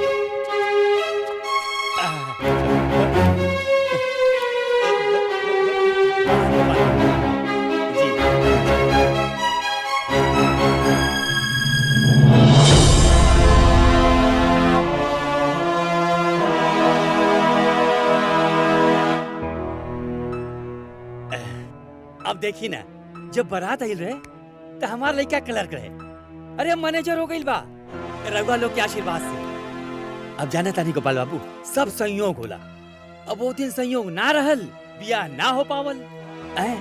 अब जाने तानी भगवान के मर्जी देखी कि हमार लड़का आजो कुंवार बा। काहे कि एहनी के जोड़ी आसमान से बन के आइल बा। ए गोपाल बाबू, हमरा के 2 चक्का 4 चक्का रुपया पैसा गहना गुड़िया कुछ होना चाहिए। काहे कि दुल्हन ही दहेज होला। अब जब रउआ अपन लक्ष्मी हमरा के दे रहल बानी, अब ऐसे बड़ संपत्ति का होला हो कि ना। अब बस अब राजा जनक जी बनके एगो एहसान कर दी कि हमरा पतोहिया की कन्यादान कर दी। दहेज कितना देबा? का? और लड़की वाला दहेज मांगेला जी? इ तो लड़की के बेचला के बराबर भइल। लड़का वाला दहेज मांगे तो शान है, और लड़की वाला दहेज मांगे तो बेचल का है। हमार लड़की तोहरे लड़का से लाख गुना बढ़िया है। अरे रघुआ का कहो तानी, कुछ समझा तानी? इस समाज का कही महाराज? समाज उहे कही जौन हम कह। पहलू काबिलियत के है, चाहे बेटी हो के चाहे बेटा। परिवार संभाले बेटी, वंश बढ़ावे बेटी, प्रतिष्ठा बढ़ावे बेटी। दहेज लिया बेटा के बाप, सबके खिया के भूखे पेट सोए बेटी। दहेज लिया बेटा के बाप, सास ससुर ननद देवरानी जेठानी सबकर गुलामी बजावे बेटी। दहेज लिया बेटा के बाप। अब हम समझ गेली, हमरा के माफ कर दी। रउआ हमार आँख खोल देनी, हमरा के अपन गलती के एहसास हो गई। अब रउआ हमरा के ढेर बेइज्जत मत करी। हम 2 गो साड़ी पर ब्याह करे खातिर तैयार बानी। तोहरे जैसन छोट सोच वाला ना हमरे जैसन बड़ सोच वाले के रिश्ता ना कर सकेला। हमार बेटी IAS अफसर है ना, हमार शान है, हमार पहचान है। जा यहाँ से। एक बार फिर सोच ली गोपाल बाबू। तू जा यहाँ से।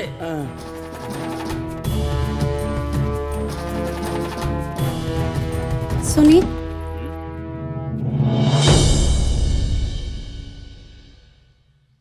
अपना बाबूजी की तरफ से रउआ लोग से हम माफी मांगता नहीं।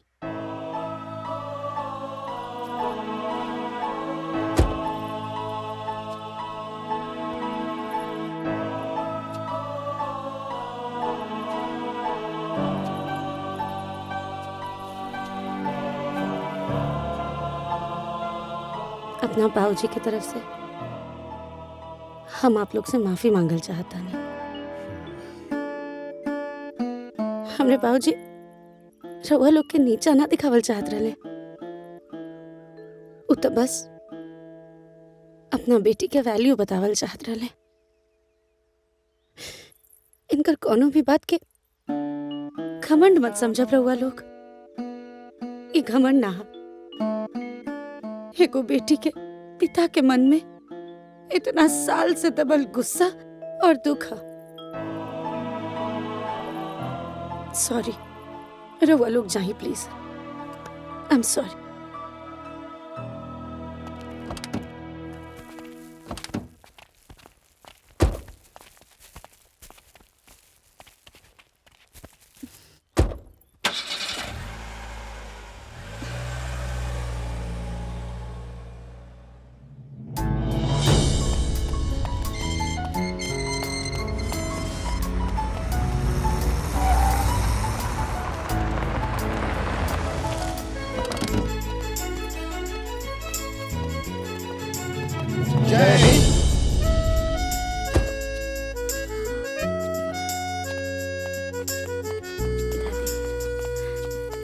Welcome madam. Thank you.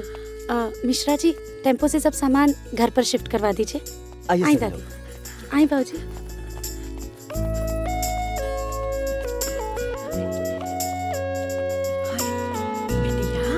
इतना बड़ा घर तो रखे।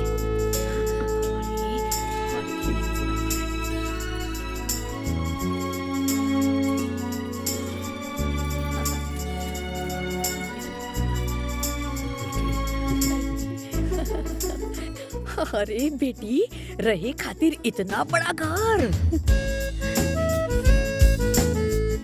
अरे बाहर मर्द लोग तोरा के सलामी ठोकत रहल। अरे बेटी, हम समझ गईली तू कोनो बड़का काम कैले हो। अरे हम न समझली। हाय बेटा करत रहले, लेकिन तू तो बेटी हो के भी बेटा से बढ़ के काम कर देलू। आज हमरा के तोरा के सलामी ठोके का मन करत हो।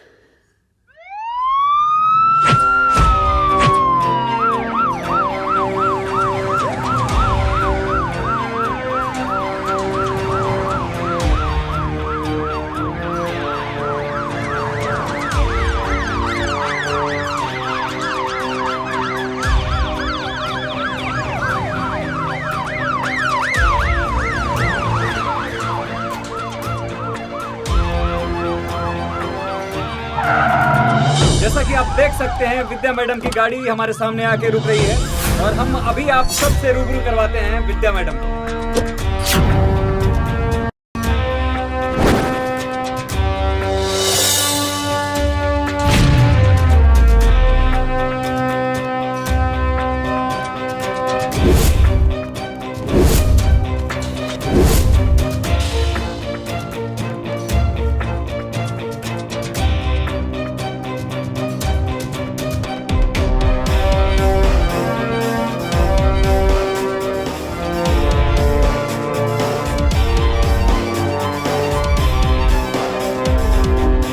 सारे एसओ आ चुके हैं? Yes ma'am.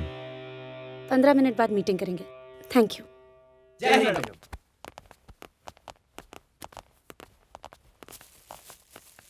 Thank you. पर्स जी। Thank you ma'am.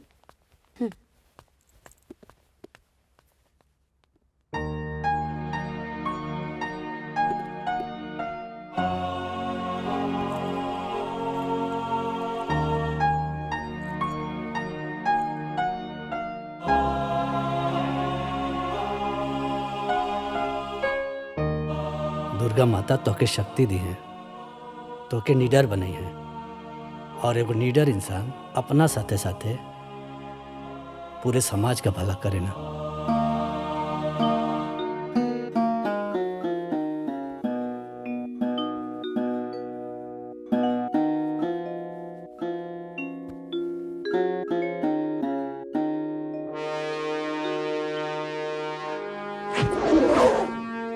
हमारे जिले को अच्छे से चलाने के लिए मुझे आप सबके सपोर्ट की जरूरत है।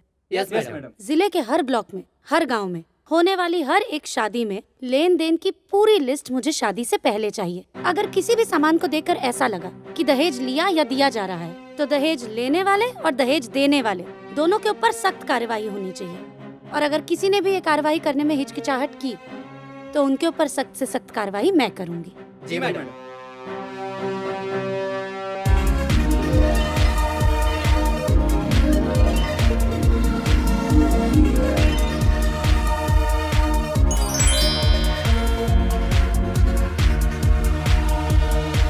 गाजीपुर जिले के नए जिला अधिकारी कुमारी विद्या गोपाल अपने नियुक्ति के साथ ही एक्शन में नजर आ रही हैं। ये मुहिम में सबसे ज्यादा मदद मुझे मेरे मीडिया के दोस्तों की चाहिए। अगर आप लोग हमारा साथ देंगे तो हमारे जिले की कोई भी लड़की कभी भी दहेज की आग में नहीं जलेगी। Thank you. वर्षों से समाज के किसी कोने में उठा के फेंक दी गई सरकार की स्लोगन दुल्हन ही दहेज है, वो पूर्व जीवित करते हुए जमीनी स्तर पर उतारने के लिए कमर कस ली है। जिले में होने वाले हर शादियों का लेन देन का ब्यौरा थाने में देने का निर्देश जारी किया गया है। सरकार द्वारा बनाए गए कानून का उल्लंघन करने वालों पे उचित कार्रवाई करने का निर्देश दिया है। बेटी माँ बाप के दुख समझे ले, बेटी के पढ़ावा, आगे बढ़ावा, अफसर बनावा। वाह चाची वाह, दहेज लेवे वाला भी पकड़ाई और दहेज देवे वाला भी। हाँ बाबू। हाँ, अब तो दहेज लेवे वालन के खैर नहीं के। हाँ। देखा जयवीर, अब तो जे दहेज लेके ब्याह करी ना, ओके तो जेल जाए के पड़ी और ना तो जिला छोड़े के पड़ी, ना तो ना केहू के छोड़ी ना। दहेज कम भइल बा। और जनता के लिए एक टेलीफोन नंबर जारी करते हुए पुलिस के साथ खुद विद्या गोपाल जी जीरो ग्राउंड पर उतर चुकी हैं। संजना जी, दिस इज करस्पॉन्डेंट अमरीना। ये जो डीएम साहिबा ने कदम उठाया है वो काबिले तारीफ है। बहू बहन बेटियों में एक खुशी की लहर साफ दिखाई पड़ती है। अगर उन्हें किसी भी तरह की तकलीफ है तो वो सीधे टोल फ्री नंबर 18002929929200 बाबूजी, पे कॉल करके रवा अपनी खुश रिपोर्ट तबानी ना? लिखवा सकती हैं। बेटी, जेकर बेटी इतना बड़ काम कैले होखे, ओकर बाप काहे ना खुश हो बेटी। आज छाती चौड़ा हो गई, ते हमार शान बाड़ी बेटी। बस एक के हमार अरमान बा, का बाबूजी? तोर शादी कोनो अच्छा लड़का से हो जाए और हम कन्यादान करके पुण्य कमा लिए।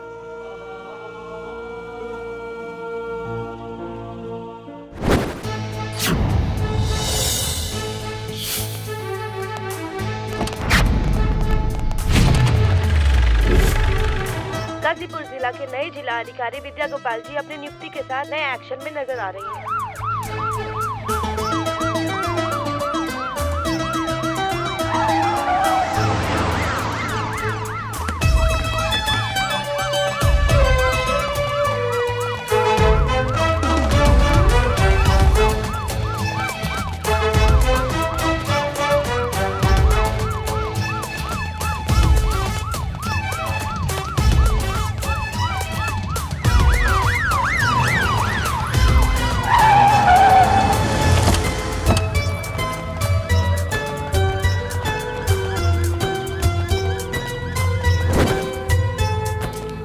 दया संभव के संभव तू हिम्मत के हथियार से हार के आगे जीत हो खेला हारा न कबो हार से तू अखियन के नींद भगा दो नहीं चेतना दिल में जगा दो जीवन के ये लक्ष्य बना के मंजिल ऊपर चढ़ा तू लड़की हाउ लड़ा दहेज लेकर शादी करेगा? सर मैं नहीं, मेरे पिताजी सर प्लीज। आपकी चल उतारता सर अरे अब बेटा का गलती नहीं है सर साहब, हम पार करेंगे, हम बतिया लेंगे आपसे।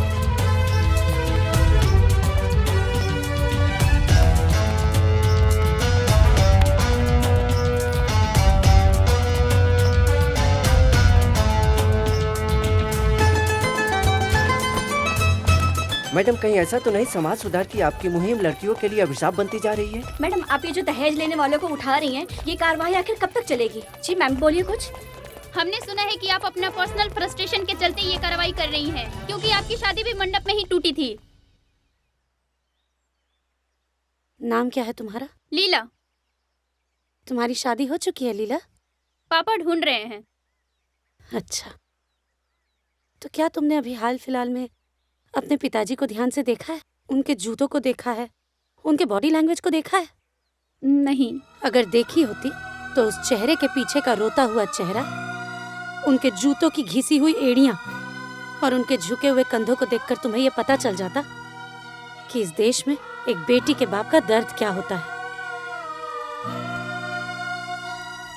ऐसी कोई शादी नहीं है जिसमें बेटी के बाप का कुछ बिका ना हो।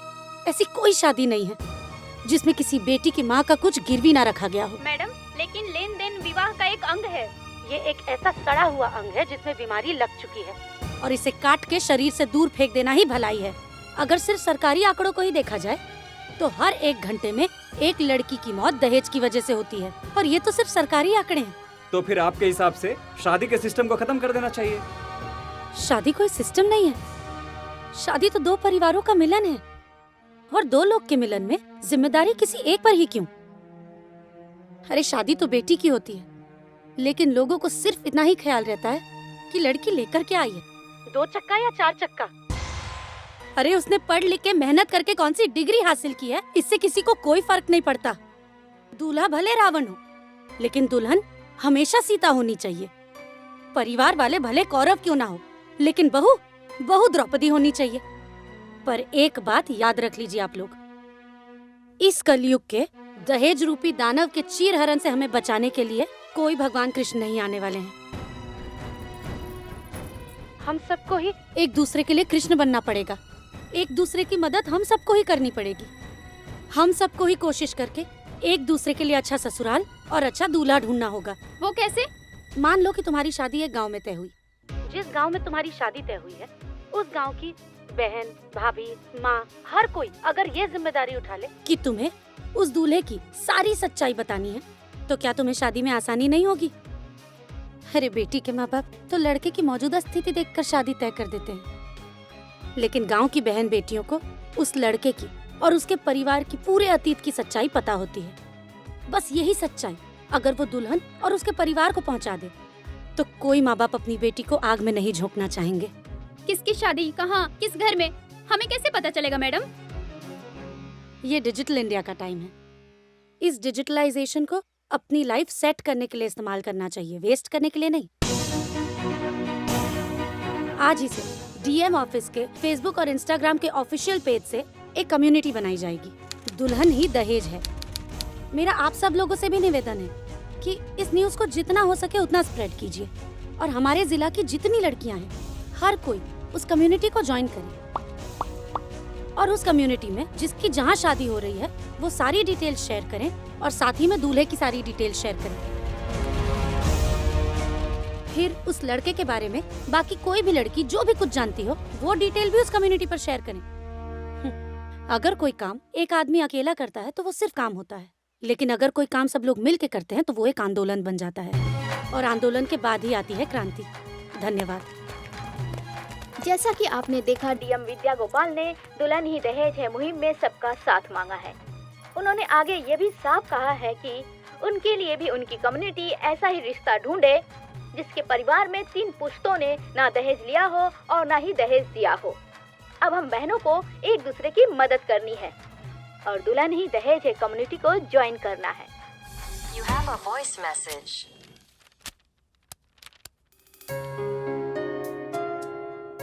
मैडम, मैं नाजिया।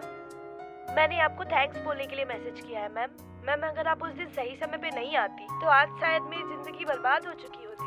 सही समय पे पहुंच के आपने मेरी जिंदगी बर्बाद होने से बचाई और अब ऐसा हो गया है कि मेरे पापा की भी आंखें खुल गई हैं और वो चाहते हैं कि मेरी किसी अच्छे लड़के से शादी हो और अब मेरे घर वाले चाह रहे हैं कि मेरी एजुकेशन अच्छे से कंप्लीट हो और फिर मेरी शादी हो। Ma'am, thank you so much ma'am, thank you so much. Madam, sign.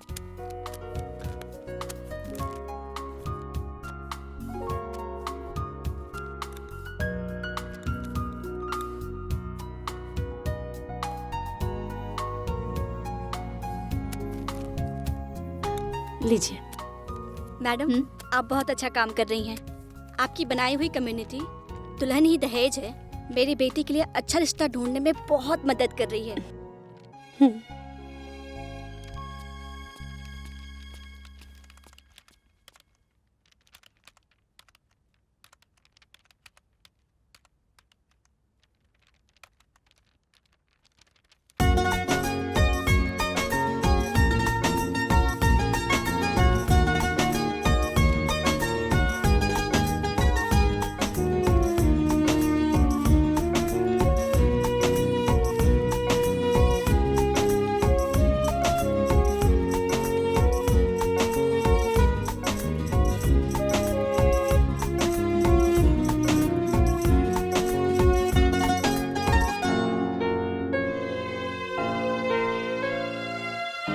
बस इक्के हमार अरमान बा। का बाबूजी? तोर शादी कोनो अच्छा लड़का से हो जाए और हम कन्यादान करके पुण्य कमा लें।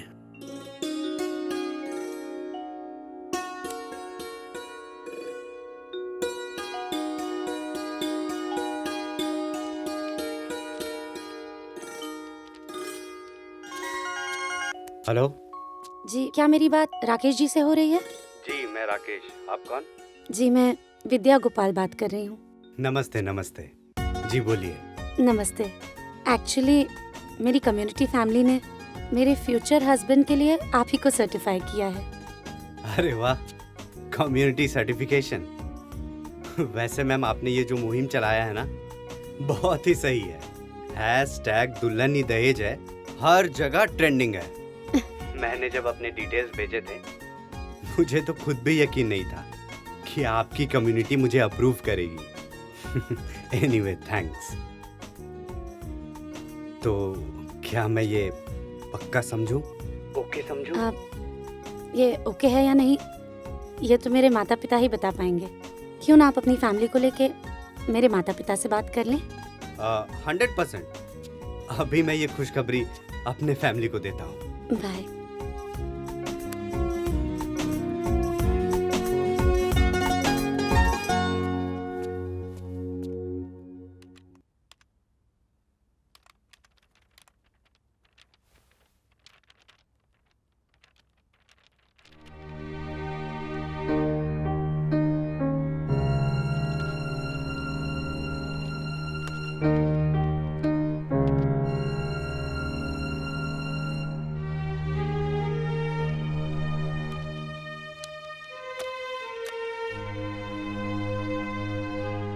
ना, हम अंदर ना सर प्लीज 5 मिनट खातिर हमरा जाए दी। हेलो राम सिंह जी। जय हिंद मैडम। जय हिंद। नीचे कुछ प्रॉब्लम है क्या? हाँ मैडम, एक औरत है ना आपसे मिलने के लिए बहुत जिद कर रही है। मैडम मुझे जरूरी बात करनी है आपसे। मैडम प्लीज, मुझे आपसे मिलना है मैडम। अच्छा ठीक है, उसे अंदर भेजो। जी मैडम, लेके आते हैं मैडम अभी। ये जी गेट खोलो, गेट खोलो जल्दी। आइए चलिए।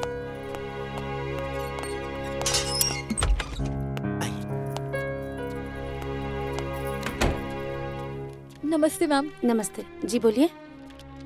मैम आपकी शादी जिस लड़के से हो रही है ना, मैं उसकी बड़ी बहन हूँ। अरे आप बैठिए ना, खड़ी क्यों हैं? ओके।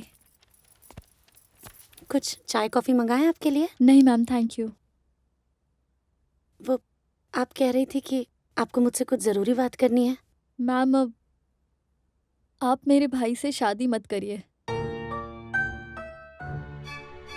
क्यों? मत करिए मैम। क्या आपके भाई शराबी हैं? नहीं मैम। तो उन्हें जुआ खेलने की लत है? नहीं। तो क्या वो लड़कियों के साथ बदतमीजी करते हैं? नहीं मैम, ऐसी तो कोई अवगुण नहीं है मेरे भाई में मैम। तो फिर आप क्यों शादी करने के लिए मना कर रही हैं? उसकी सबसे बड़ी गलती है कि वो खामोश रहता है। खामोश रहता है मतलब? मैम आज से 6 साल पहले मेरे माँ बाप ने बहुत धूमधाम से मेरी शादी बहुत अच्छे घर में की। 2-3 महीने तक सब ठीक था मैम। उसके बाद बात ही बात में मेरे ससुराल वाले दहेज का जिक्र करने लगे और 1.5 साल बीतते बीतते दहेज के लिए मेरा पति मुझ पर हाथ भी उठाने लगा। ये बात मैंने अपने माँ बाप को बताई मैम। उन्होंने मुझसे सब्र रखने और इस बात के लिए कुछ हल ढूंढने की बात कही, लेकिन मैम एक सड़क दुर्घटना में मेरे माँ बाप की मृत्यु हो गई। उसके बाद हालात बद से बदतर हो गए, लेकिन मेरी जिंदगी में एक उम्मीद हुई जब मुझे पता चला कि मैं माँ बनने वाली हूँ। 1 साल तक मेरे ससुराल वालों ने दहेज की बात तक नहीं की, लेकिन बस मेरी बेटी के पैदा होने तक 1.5 साल तक मैंने जैसे तैसे अपनी और अपनी बेटी की जान बचाई मैम। पर जब मुझसे लगा कि अब मुझसे नहीं हो पाएगा, तब मैंने अपनी आखिरी उम्मीद अपने भाई से मदद मांगी। मैंने उससे कहा कि मैं ऐसे परिवार में नहीं रह सकती जहां सिर्फ मुझे दहेज के लिए रखा जाता है और मेरी बेटी उनके लिए बोझ है मैम। मेरे भाई ने मुझसे कहा कि वो मेरा और मेरी बेटी का खर्च तो उठा सकता है, लेकिन ये बदनामी नहीं उठा सकता कि जहां मेरे स्वर्गवासी पिता ने मेरी शादी तय की है वो रिश्ता गलत है।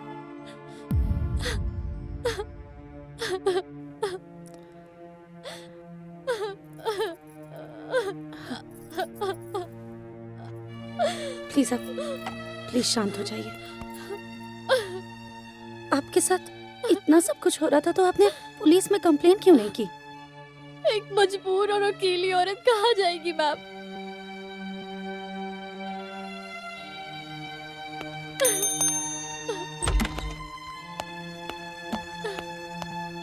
जय हिंद मैडम। जय हिंद। इनकी कंप्लेन लिखिए और 498 के तहत जितने भी केसेस बना सकते हैं उतने केसेस लगाकर इनके ससुराल वालों को अंदर करिए। जी मैडम। ये आपकी कंप्लेन लिख देंगे और उसके बाद भी अगर आपको या आपकी बेटी को कोई भी तकलीफ हुई तो आप बेझिझक कभी भी मेरे पास आ सकती हैं, ठीक है? जी मैम। अपना ध्यान रखिएगा। आइए। Thank you.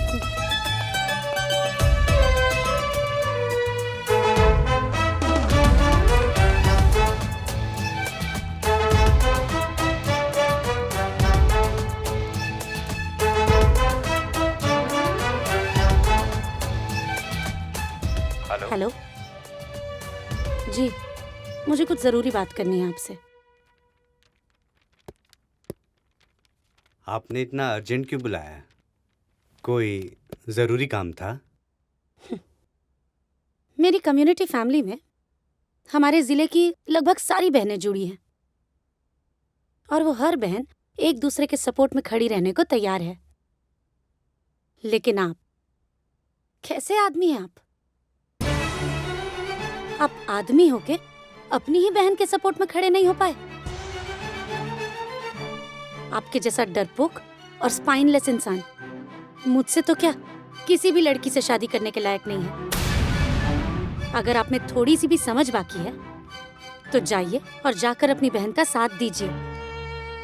6 साल तो उसने जिल्लत भरी जिंदगी जी है, कम से कम अब तो वो और आपकी भांजी स्वाभिमान से जी सके। अब प्लीज जाइए।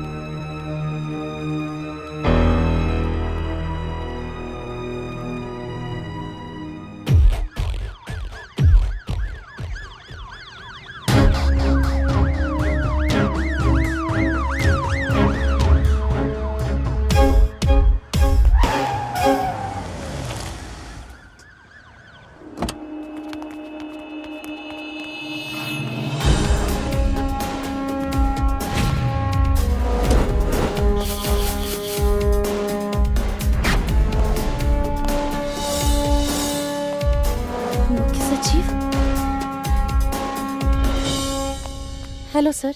जय हिंद। सर आप यहाँ? क्यों, मैं नहीं आ सकता क्या? नहीं सर, ऐसी बात नहीं, आप आइए ना सर प्लीज।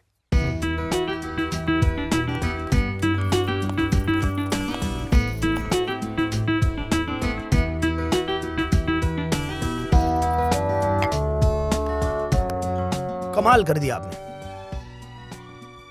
दुल्हन ही दहेज वाला जो आपने मुहिम चलाया है ट्रेंड करने लगा है। जहां देखिए बस उसी की चर्चा हो रही है। अगर आप ही की तरह हर जिले पे डीएम हो जाए तो बदलते भारत की तस्वीर हम लोग जल्दी देख पाएंगे। थैंक यू सर। हाँ, एक बात और विद्या जी, आप भी अब दुल्हन बनने की तैयारी कर लीजिए, क्योंकि आपकी शर्त के अनुसार मैंने वो फैमिली ढूंढ लिया है जिसमें 3 पुश्तों में ना कभी किसी ने दहेज लिया है और ना दहेज दिया है, और वो फैमिली आपके सामने है। हाँ बिटिया, जब हम ब्याह करेंगी बिना दहेज के, लेकिन आज तक हमरा मान सम्मान में कोई भी कमी ना आई। सही न दुल्हन? सही कहानी अम्मा। हम तो अपना आपके बहुत सौभाग्यशाली समझिला कि ऐसन खानदान में हमार शादी भई। 1 रुपया भी दहेज ई खानदान में ना लिहल जाला, और ई खानदान के बहू बेटी के इतना मान सम्मान दिहल जाला, शायद ही कोनो खानदान में ऐसन बेटी बहू के सम्मान दिहल जात होई। सासू माँ बिल्कुल सही कह रहल बानी। हमके तो अपने ससुराल में अइले बस कुछ ही साल भइल, लेकिन ई कुछ साल में हम पूरी जिंदगी की खुशियाँ पाले ले बानी। हमके ई घर में बहू से ज्यादा बेटी के जैसन इज्जत और सम्मान मिलेला, और हम भी बिना दहेज के ही ससुराल में आइल बानी। और हम दुल्हा के छोट बहन है। वैसे हमहू जब शादी करब ना तो बिना दहेज के करब। बाकी लड़का के बा?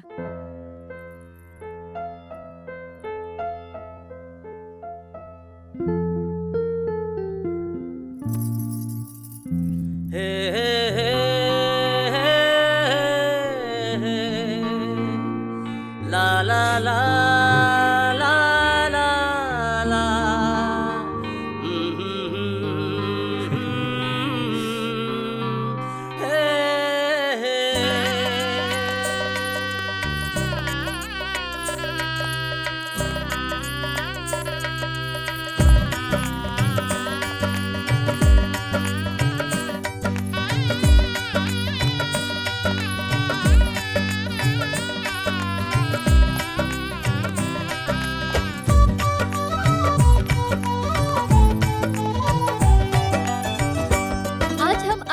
विद्या गोपाल की शादी गृह सचिव विवेक कुमार जी के साथ डायरेक्ट लाइव दिखा रहे हैं। विद्या जी तो शादी के बंधन में बंध गयी, लेकिन उनके चलाए हुए मुहिम दुल्हन ही दहेज है को आगे बढ़ाना है। एक दूसरे का साथ देते हुए समाज में दहेज रूपी दानव को खत्म करते हुए हमें दहेज मुक्त भारत बनाना है। क्या आप हमारा साथ देंगे?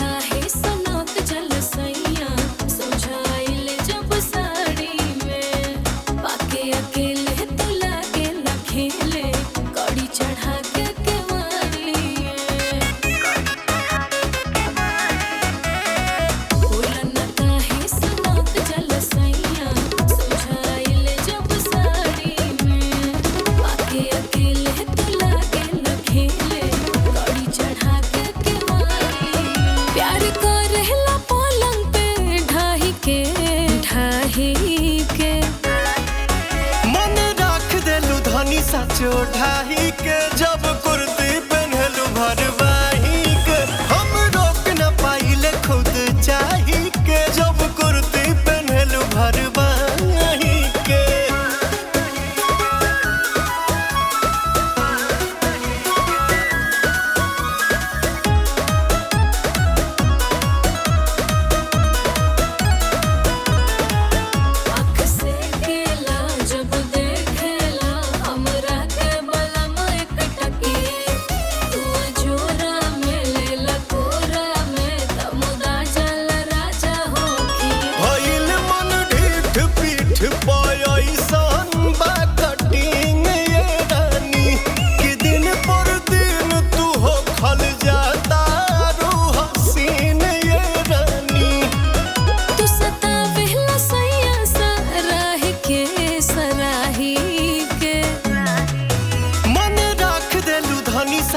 ढाही के जब कुर्ती पहनलू भरवाही के हम रोक न पाइले खुद चाही के जब कुर्ती पहनलू भरवाही के